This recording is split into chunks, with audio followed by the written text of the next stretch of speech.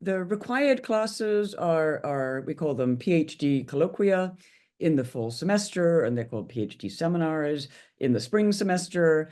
And in the course of the 2 years, typically there'll be one course in the fall and two courses typically offered in the spring. Sometimes there's only one, but you'll be required to take four of those. And so effectively, over the course of the first 2 years, you'll be taking 13 courses,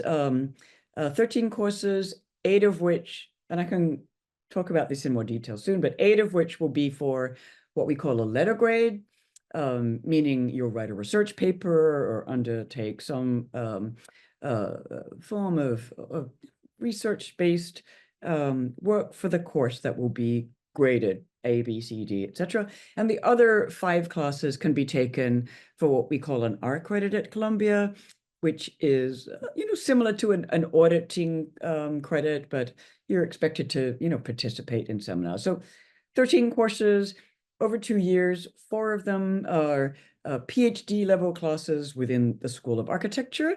And then there are a series of distribution requirements, just going through the technicalities here. There's 2 requirements in 18th and 19th century. They can be, they're totally open geographically, methodologically. And the third, say, sort of requirement cast by year is a pre-1750 class. And the reason that we ask you, I mean, and some of you might be working in the 18th or 19th century, many of you might be working in the 20th century, or maybe the early 21st century. We can come back to that. But the reason we ask you to take courses like that is not so you'll become an expert. Obviously, one class will not give you that, but it will give you an understanding of the different types of methods, approaches, research documents that are common in scholarship in other centuries that you may or may not be more familiar with. There's also a requirement that is effectively, sometimes I think it's called a humanities and social sciences requirement. Anyway, it's a course that students almost always take without thinking about it, that has to be neither in our PhD program or in art history. So it can be in anthropology, it can be in history, it can be in political science, it can be in East Asian languages and culture, it can be, so it's a interdisciplinary course in effect. And I mentioned that most students take that without thinking because many of our students work in a robustly interdisciplinary mode and will need to take courses in other parts of the university in order to get the expertise that they need to develop their research and undertake the dissertation as such. So yeah, 13 classes, 8 for letter grades, 5 which are effectively auditing classes. These are the sort of core requirements that students undertake in their first 2 years. And some people sort of front load to take most of these classes in the first year, to free up the second year, which is a year in the program where you start fulfilling teaching requirements. And I'll come back to what the teaching expectations is. Columbia takes very seriously the sort of teacher training aspect of the PhD program. Or maybe I'll just talk about that briefly now. That's we regularized that a number of years ago so that all of the PhD training falls under the core history sequence of the Masters of Architecture program, which at Columbia are called Questions in Architectural History 1 and Questions in Architectural History 2. So the format in both your second and third year, you'll be assigned to one of 3 professors, and you'll have a colleague in the other year. So when you're in your second year, you'll have a third year colleague, and there's a sort of 2-hour class a week that's mainly run by the professor, although you will be attending it along with about, I think, around 30 students. And then each of the teaching fellows will take half of those students and be responsible for a 1-hour colloquium discussing readings or issues that you think came out of the lecture. It's not really a lecture, it's actually really a seminar driven core history sequence at this point. In fact, it was set up to really move away from the sort of, great master narratives of the 19th and 20th century to interrogate key questions in the discipline across geographies and through those two historical time frames.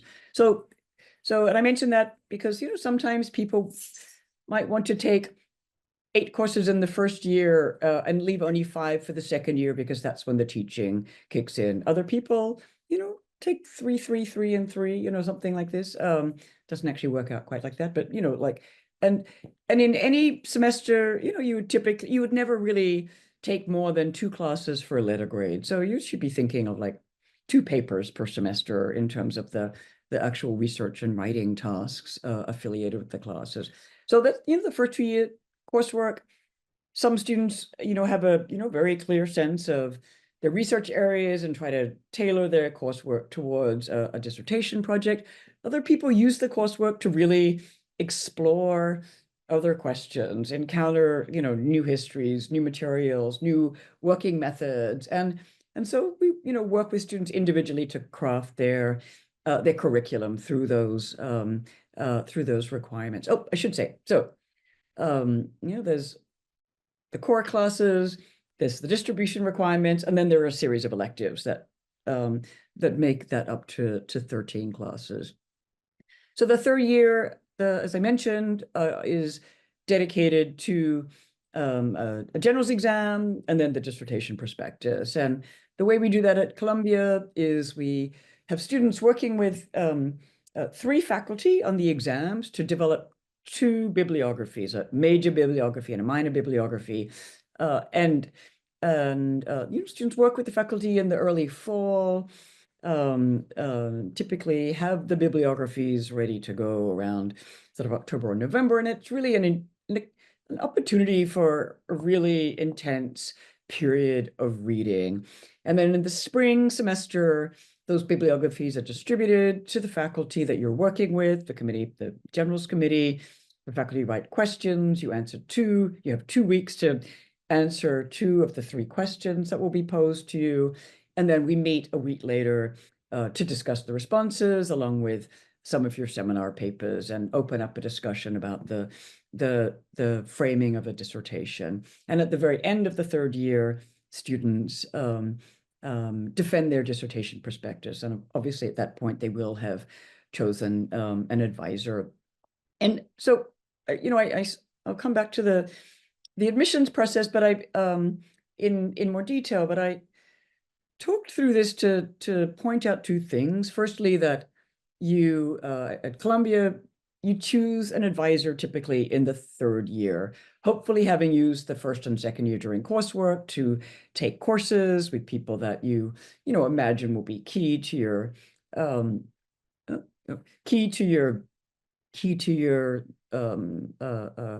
your dissertation research, but you don't actually need to have procured an advisor until the third year. And so when you apply to the program, you don't need to have predetermined who you will work with in advance. You might have a very clear sense of that, and you can certainly mention it. There's no reason not to mention that.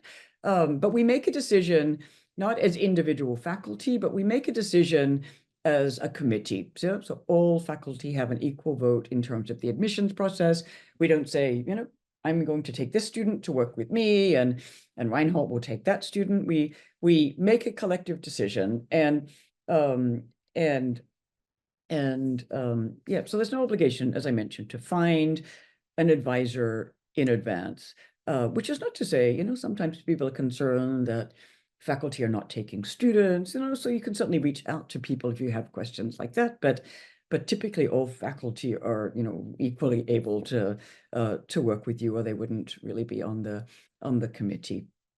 I also, mentioned the sort of process of accumulating the coursework and working through the general's exam to point to the fact that when you come into the program, again, you may have a clear sense of the subfield of architectural history that you plan to work with, but you might not yet have a dissertation topic. So what does that mean for the application statement? What we're what we're looking for in our statement, and I believe some programs differ slightly, is we're looking for a statement in which you situate yourself within a broader, or within a subfield, but you situate how you imagine your contribution to architectural history um, to be crafted. In other words, that could be, um, could take the formulation of I'm a historian of early 20th century, Latin America, focusing on the Southern Cone. It could be articulated geographically. It could be articulated through institutions, through actors, theoretical questions. Yeah, there's lots of ways to describe how you work. So you should give some indication of the um, the geographical scope. Should it have a geographical scope? The historical period, should it have a historical period? Like some way of characterizing your work, and then give us some indication of what that might look like as a dissertation topic. And why we ask you to do that is not because we read the application and say, oh, this person, if they came into the program, would be working on X, because it's actually very rare that students end up working on the project that they use to make their application statement. We really read that claim to determine whether or not we feel an applicant has a good sense of the way a dissertation level research project is crafted. Yes, the specificity of a project, the way you might cite archives or characters or locations, or thinking architecture into its historical and geographical and intellectual context. So it's really a sort of, you might say, for instance, I might take X, Y, and Z in America. And this would demonstrate, this. So you should touch down on something less general than a broader framing about what type of architectural historian you intend to be, but you don't need to tell us, what the 4 chapters of your dissertation might look like or something like that. It's not a dissertation prospectus. It's a type of claim on the field and your contribution to it. And I'm using this language of contribution because that's actually what we're looking for in evaluating applications, where people often say, oh, do you have an idea of where the program is heading or what you're looking for? And what we're looking for are applications that we think are going to make the strongest contribution to the future of the field of architectural history. And that can take many forms. So we're not saying, oh, this year we're going to take people working in this part of the world or on this historical period. Yeah, this is never really a discussion. We take people that we think have the strongest sort of claim to opening up a set of questions or sort of research profiles that will importantly sort of advance the concerns of the field. So why do we do that? At the doctoral level, the university gives us a mandate precisely to do that. The university sees doctoral students in effect as sort of investments in the future of a discipline. So we are charged with trying to determine who we think might make the most robust contribution to the future of the field. That's, quite literally what the academic scholarship at the doctoral level is intended to do. So, I mentioned this thinking, trying to, think those sort of sensibilities back into the application statement, and again, to maybe put this another way, there should be a sort of broader claim, and there should be a sort of specific, um, um, uh, a more focused sort of type of example that demonstrates that you're not just thinking in abstractions, but you understand the type of research that would go into a dissertation project and its development. So this is the sort of general arc of the statement. Having said that, there's otherwise not a sort of single good way to present yourself. And, this is something you should test over and over. The personal statement, this is a category that comes and goes at the moment. It's a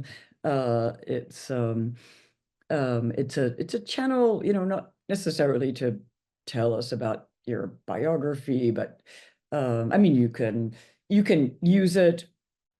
You can use it in a biographical sense. Like some people come from a very different field and want to explain, how they moved into architecture, or how they're moving towards a sort of academic profile as a historian coming out of other modes of practice. There's lots of ways in which you can um, write a personal statement. Again, there's no single best one, but we don't want to hear about how you worked with, blocks as a child or something like that. It's not that personal. It's a sort of personal trajectory in an academic sense, where you're telling us how you got to a position of wanting to be a scholar within the field. And it can also tell us about where you're planning to go, what your motivations are, in a slightly different voice than the statement of purpose, which is more sort of research-oriented statement. And so the two statements, I would say the more important document for us in terms of evaluating your capacity to do important work is the statement of purpose. So the other sort of key pieces of the application process are the writing samples. And we give, can't even remember what it is this year. We give a sort of framework to indicate the scope. We don't want 200 pages, like the committee doesn't have the time to read 200 pages of everybody's writing, but we also don't want 5 pages. You should think about 2 short pieces, or it could be an excerpt from a longer document if you've written a longer thesis. So it should, think about, I can't remember, it says 30 pages or 50 pages this year. These things are not something that we actually are in charge of, but you can go to 60 pages. You don't have to it's not like a field that cuts off when you get to the number of pages, but you should also demonstrate your capacity to edit yourself down to something in the ballpark of the requirement for a writing sample. But I wanted to suggest, if the writing sample is that you should give us your strongest piece of writing, the piece of writing that you think demonstrates your sort of character as a scholar, how you make an argument, how you mobilize primary sources, like how you think and work, because we're reading that to ask, how does this person write? It's not supposed to be a text that demonstrates your expertise already gained in the area that you're planning to work in. I mean, it can overlap with the description of your purpose in the future, but it doesn't have to. It really is a writing sample in the sense of demonstrating the strength of your writing. And so the two things can be quite out of sync, but that's a very important part of the application process. So we probably read the statement first, well, both statements first. Certainly the letters of recommendation are really key, and I'll come back to those in a second. But the writing sample, often we read the writing samples in quite a lot of detail at the point at which we've gone from a large applicant pool to a sort of second round. And so, that is a key part of the application process. The letters of recommendation, to stress, they should come from scholars, from historians, or it could be a curator, but somebody who works in a humanities framework. And why do I mention that? Some of you might well have worked with world famous architects. We don't think that they are necessarily the right people to be able to tell us your capacities as somebody who undertakes advanced level research and writing. So think about scholars that you've worked with. It could be your professor, it could be somebody that you've worked alongside. I mean, it doesn't need to be a professor, but somebody that can speak in some detail to your strengths as a scholar or as a future scholar. This is the important aspect. And I will say, it doesn't also need to be an academic superstar. Again, we're looking for somebody who can speak with some specificity to your work and its potential strengths and contribution to the field. This is what's sort of important. Then, of course, there are transcripts. They're mandatory. To some degree, they're important. I think different members of the committee pay different amounts of attention, but really the key documents are the statement of purpose and the writing sample. That's where you should put your energy. So just maybe to come back to the structure of the program, I mentioned 2 years of coursework, a year of qualifying exams or generals exams, and the development of a dissertation prospectus before you turn to researching, like really undertaking your archival research and beginning the writing phase. So the program has 5 fully funded years. So we take 3 students a year. We fully fund them all. I mentioned this because in some countries you need to raise money to undertake a PhD. We don't do that. We take a small number of students and we fully fund them for 5 years. Then we pay tuition and healthcare for a further 2 years until the end of the 7th year. So you might say, okay, what do I do for money in the 6th year and this, 7th year? And the answer to that is varied. Of course, we encourage students to apply for external fellowships or to part-time teaching positions and these sorts of things to fund those later years. There are also other teaching and research opportunities during the core years of the program. And what do they look like? They look like teaching in the summer session for additional compensation, or sometimes people do additional teaching at Barnard, Barnard runs the undergraduate architecture program for Columbia and Barnard College. There are also research opportunities with the Beale Center for the Study of American Architecture. There's fantastic summer archive grant with the Avery Library with the special collection, archives and special collections at Avery Library, which I'm sure you probably know is really the premier repository for archives in the United States. The library itself is extraordinary. The rare books collection is extraordinary, but so are the archives. And so there's also an opportunity to work with an incoming archive, trained by an archivist over summer, for which you're paid. It's like an internship and these sorts of things. There's a core academic sections. There's these other teaching opportunities. Our students also organize collective conferences and workshops to bring in faculty to speak to them. So there's lots of other sort of student-driven initiatives. We actually just started Columbia has a closed dissertation defense. What does that mean? That means it's just the candidate and the 5 committee members who are in dialogue with the candidate at the end of their time in the program, where we're sort of launching a sort of optional public lecture for the students defending, both so they can test out something like a job talk, but also give their colleagues a sense of the scope of their research. So this is I don't know that you need to hear about this now, but this is something we're just working on at the moment. So another couple of things that I think a lot of people are curious about is the certificate programs that you can also sign up for, either when you apply or actually if you're admitted to the program. There's another round of opportunities to sign up. And the 2 main certificate programs that our doctoral students tend to work with, the first is ICLS, the Institute for Comparative Literature and Society, which has been around for many decades, and it's a program that it's a certificate program. What that means is that you would also be required to take, as one of your elective courses for us, their PhD colloquium. It's like a methods course, and then some distribution requirements. Many of our faculty teach courses that are cross-listed, both for ICLS and the other certificate program, which is the Center for Comparative Media. And a lot of our students used to be more focused on ICLS and working with the social sciences and in various forms of comparative scholarship coming out of comparative literature, but thinking across that.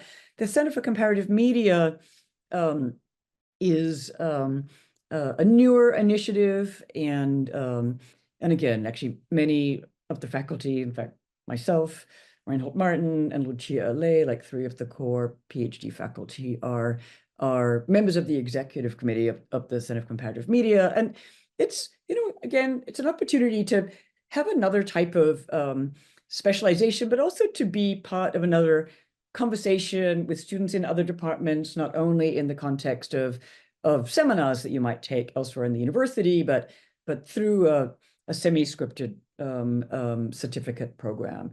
And so it doesn't add additional requirements because students tend to fulfill the requirements for both programs, again, through electives for our program or through courses that are cross-listed. So one of the courses I'm teaching right now, called Environments of Governance, is cross-listed for both architecture and the Center for Comparative Media. So that, for instance, would fulfill these requirements and would fulfill requirements for both programs, if that makes sense.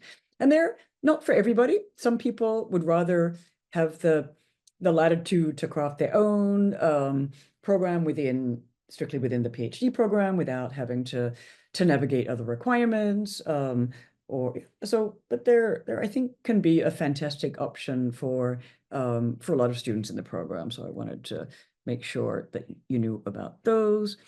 This might sound strange. I don't know if anyone has this question, but I often get asked about the distinction between, for instance, the PhD in architecture, that in historic preservation, and that in planning. So our program is an architectural history program. We are training people to become scholars and architectural historians.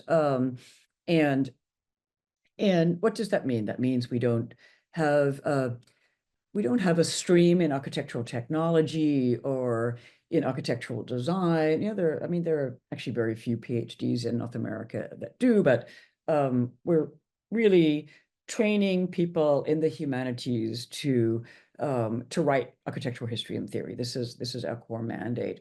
The preservation program, obviously related to preservation, and has a vaster, and likewise with the planning, they have a sort of broader range of students that they take. Some are actually working on historical topics, others are working on more applied topics or policy related issues or technical related issues. Yeah, so they're very, very different programs. They're not just humanities-based programs. And for some people working on, urban topics, the planning program may in fact, be the relevant program, not the architecture program. But for people that want to become architectural historians, that would be our program.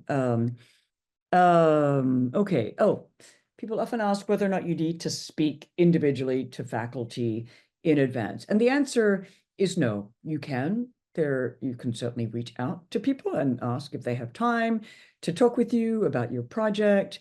But it's not expected. And we, regularly admit people that no one has spoken to. We don't consider those conversations interviews. In fact, we often try to sort of bracket them out so we can assess people equitably across their application materials. Yeah, so there's no expectation that you will reach out to a number of faculty.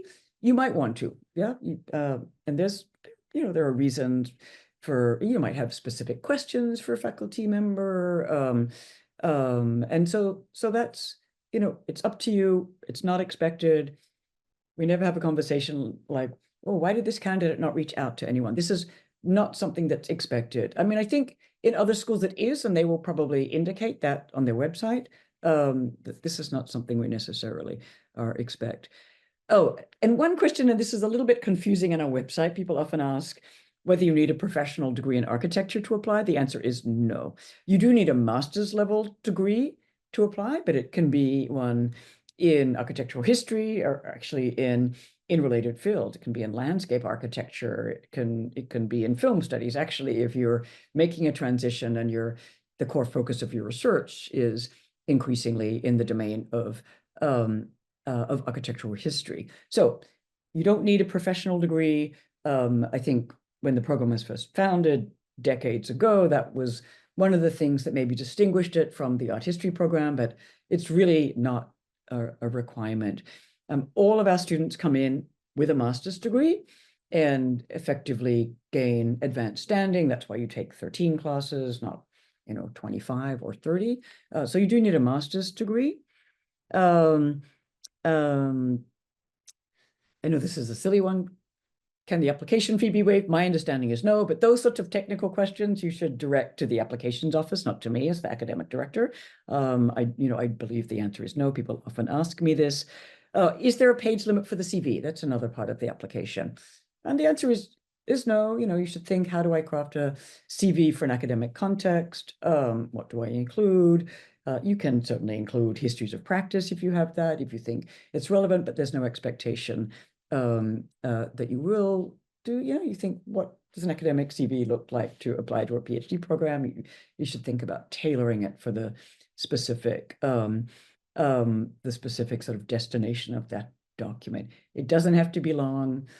It can be quite short. This is another thing people often ask. Do you require that I've published something? No, we do not. Yeah, the writing samples don't need to be published. There's no real benefit for having a published sample over an unpublished sample. We're trying to understand, again, how you write, how you think, how you make an argument, sort of where your interests lie and what type of voice you have as a writer. And so, I mean, you can use published text, but it's not an expectation. I don't know why this question comes up often. We do not expect that. And yeah, so no external funding. You don't need to secure an advisor in advance. I mean, I think these are sort of common questions that I have listed here. What else can I talk about? I alluded to the fact that most of our students take courses in other parts of the university, and that's important. It's important on a number of levels. As I mentioned, it's important to ensure that, let's say if you're working on a topic that has a language that none of the faculty have, or a regional specificity that's not at the center of the faculty's research, we don't then say, oh, we can't support this student. We ask, how can we support this student through other faculty members in the university that can ensure that those I's are dotted and T's are crossed, as we say. Yeah, how do we make sure you're getting the regional expertise or language expertise or historical expertise if it's not reflected to the degree that we would want on the faculty? And so you should think, how do I position myself applying both to the PhD and architecture program, but also to a university that might have other resources for me. So, you might even mention faculty from other departments that are relevant to the question of, like, why would I undertake my PhD at Columbia? It's a way of describing how you see Columbia as an institution that would be able to support the best version of your research going forward, whether that be, a lot of our students work with, like, Timothy Mitchell, in MISA. There's lots of people across the university that have become key resources for our students. And they often, you might, in fact, be in a position of drawing on somebody that, for instance, has expertise in Polish history, or, something like that. And you would find, a professor to name that you thought would be important for you to be taking elective classes with to fulfill that aspect of your education. Yep. So think about applying both to us, to the university.